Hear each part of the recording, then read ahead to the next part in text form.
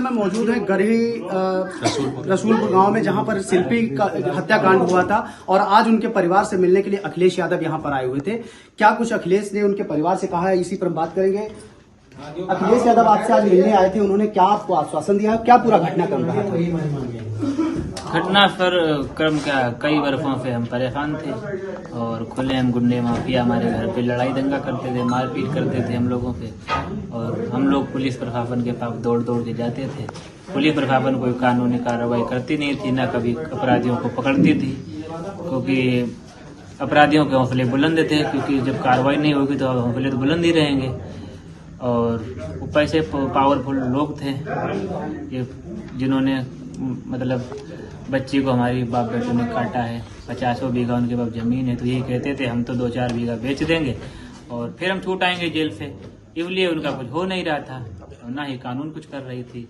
सपा मुखिया अखिलेश यादव अभी आपसे मिले थे, आपके परिवार से उन्होंने मिले हैं, क्या उन्होंने कुछ आपसे कहा है, क्या आश्वासन दिया है? हमने उनसे भी सर यही कहा है कि हमको न्याय चाहिए सर, और हमारी अगर बात योगी बाबा के पास पहुंचती है तो योगी जी से भी हमारा निवेदन है कि बाबा जी हर जगह आप बुलडोजर चलाते हो, सबकी ज़मीनें नीलाम करते हो, सबका एनकाउंटर करते हो, तो हमारी बच्ची को जिन दरिंदों ने दिन दहाड़े फावड़ों से बाप बेटों ने जो काटा है, उनके घर पे बुलडोजर चलाओ, उनकी ज़मीनें नीलाम करो, और जो भी अपराधी शामिल हों सीबीआई जांच की मांग कर रही होगी जी से कि सीबीआई जांच करें, और जितने भी अपराधी शामिल हैं इनके सीबीआई जांच पर अखिलेश यादव ने भी आपसे कुछ बात करी, उन्होंने भी आपको आश्वासन दिया सीबीआई जांच कराने के लिए? जी सर, यही बोले हैं कि हम भी सीबीआई की जांच की मांग करेंगे, और सीबीआई जांच में जितने भी अपराधी शामिल होंगे सारे सबको फांसी के फंदे तक पहुंचाने का काम। कुछ आर्थिक मदद देने की भी उन्होंने बात कही थी, क्या वो आर्थिक मदद अभी आपको मिली है, किस तरीके से मिलेगी?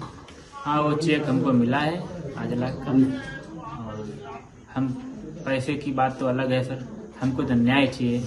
हमको जब न्याय मिल जाएगा, जब भी हमको शांति मिलेगी, जब तक न्याय नहीं मिलेगा तब तक हम दर दर भटकते रहेंगे। यही हमारी अपील है योगी जी से कि जल्द से जल्द हमको न्याय दिलाने की कृपा करें। वो कई सालों से मेरी बिटिया को परेशान करता था, मैं बराबर मेरी बेटी थाने, एसपी और सीओ साहब हर जगह मेरी बिटिया गई, मेरी कानून ने किसी नहीं सुनी, कोई बात का कभी नहीं हुआ। तो मेरी बिटिया को अभी उसने, वो ऋषभ द्विवेदी और प्रमोद ने 5 बजे फावड़े से काट काट कर डाल दिया।